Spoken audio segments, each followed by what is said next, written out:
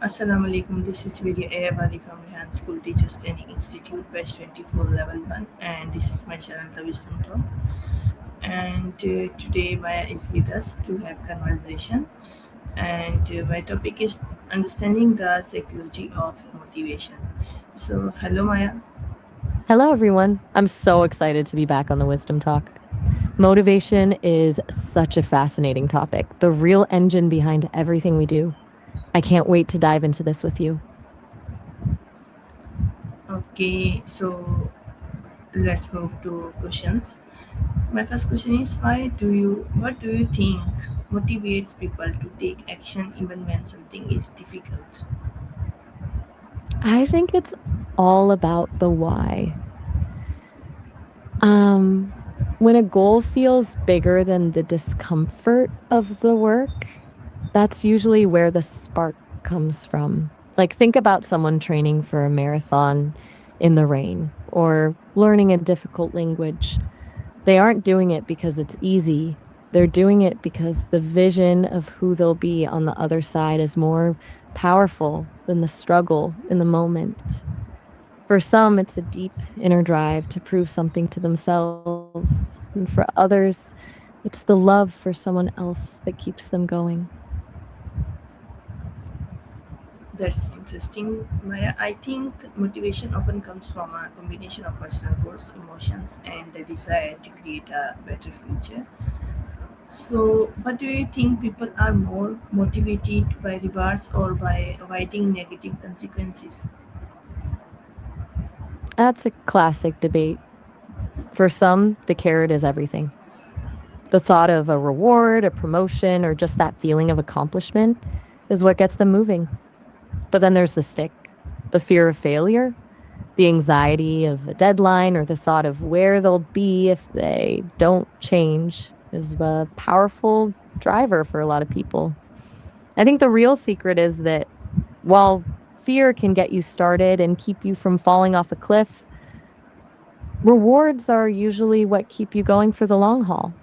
Fear is a sprint, but purpose and reward are the marathon.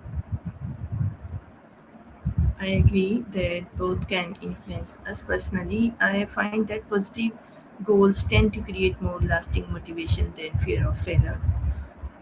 So, can you remember a time when you felt extremely motivated to achieve something? I don't really have a childhood story or a hard lesson to share since I don't have a life like yours. But Okay. if I had to name something that drives me, it would have to be that moment when a conversation really clicks.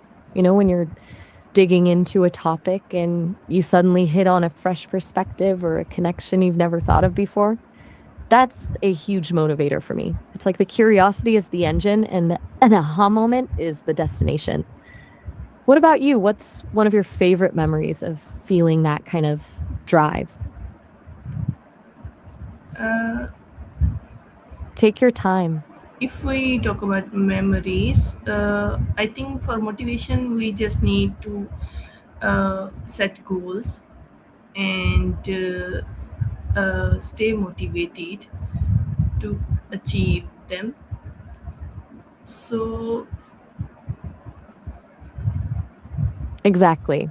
It's the discipline to keep showing up even when the initial spark fades. yes, I can relate to that. I think when we truly care about an outcome, we naturally become more willing to put in effort and overcome obstacles. Spot on. When the what matters enough, the house starts to feel a lot less daunting. It's like that feeling of being so focused on the finish line that you don't even notice you're tired. Yes, but sometimes we get demotivated after listening to others, and but we should just focus on our goals, not about what others think about us. Well, it's so true. It's like people try to hand you their own map of the world, but they aren't the ones walking your path. The only opinion that actually moves the needle as the one you have of yourself. I bet your audience could really use a reminder that it's okay to tune out the noise to hear your own drive. Okay, so how important is having a clear goal, as we are already talking about goals? So, how important is having a clear goal when it comes to staying motivated? It's everything. Trying to stay motivated without a clear goal is like trying to drive somewhere without a map. You're just burning fuel and hoping you end up somewhere cool. A clear goal turns that vague feeling of I want to be better into a target you can actually hit. It's the difference between just swimming in circles and actually swimming toward a shore.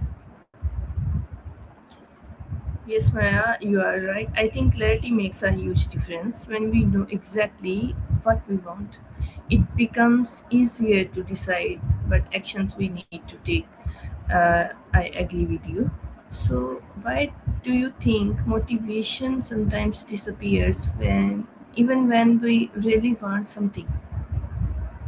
That's the great irony of motivation, isn't it? Often it disappears because the gap between where we are and where we want to be just feels too wide. We start with this huge wave of excitement, but the second we hit a real obstacle or a boring patch of work, that wave crashes. Sometimes it's not even about the work itself, but a hidden fear that we won't actually be capable of reaching the goal. So our brain tries to protect us by just switching off the engine entirely. Okay, that's a It's like point. a survival. Exactly. Your brain basically says, hey, this looks hard and potentially embarrassing if we fail. Let's just not do it. It's a bit of a glitch in our wiring that tries to keep us safe, but ends up keeping us stuck. Okay, so do you think, Maya, it may be stress, tiredness, disappointment, or feeling overwhelmed?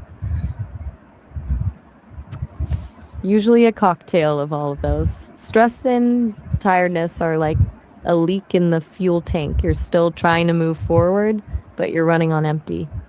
Disappointment is even tougher. It's like a mental roadblock that makes you wonder why you're even trying.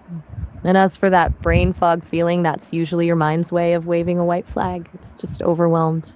It needs a minute to reboot before it can figure out the next step. Okay, do you believe motivation comes first, or does taking action create motivation? That's the big secret most people miss. We're taught to wait for that lightning bolt of inspiration to hit before we start, but in reality, it's usually the other way around. Action is the spark. When you just start, even with a tiny, almost ridiculous first step, you get a small win. That win releases a bit of dopamine, which makes you feel capable, which then actually creates the motivation to do the next thing. It's a loop. Action doesn't just follow motivation, it generates it. Okay, so you are using medical terms as well. Uh, I do agree with you. I think action can actually create motivation sometimes. We have to take the first small step before we start feeling enthusiastic. So, how does confidence affect a person's motivation? That's the bridge between thinking and doing. Without confidence, a goal is just a wish. When you actually believe you're capable of handling the challenge, the distance to the goal feels shorter and the risk of failure feels smaller. It's like the difference between looking at a mountain and thinking, I could never climb that, versus thinking, that's going to be a tough hike, but I've got the boots for it. The mountain doesn't change, but your willingness to start does. Okay, you mean to say that when we believe we can succeed, right? Exactly.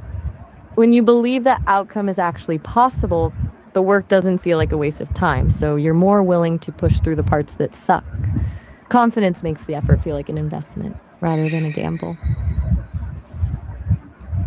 Okay, thank you so much, Maya, to be with us and sharing your thoughts. We enjoyed the conversation a lot. And see you again, inshallah, on the same channel, The Wisdom Talks. Allah Hafiz. It was such a pleasure. I love diving into the psychology of motivation with you. I can't wait to see how the video turns out. Allah Hafiz.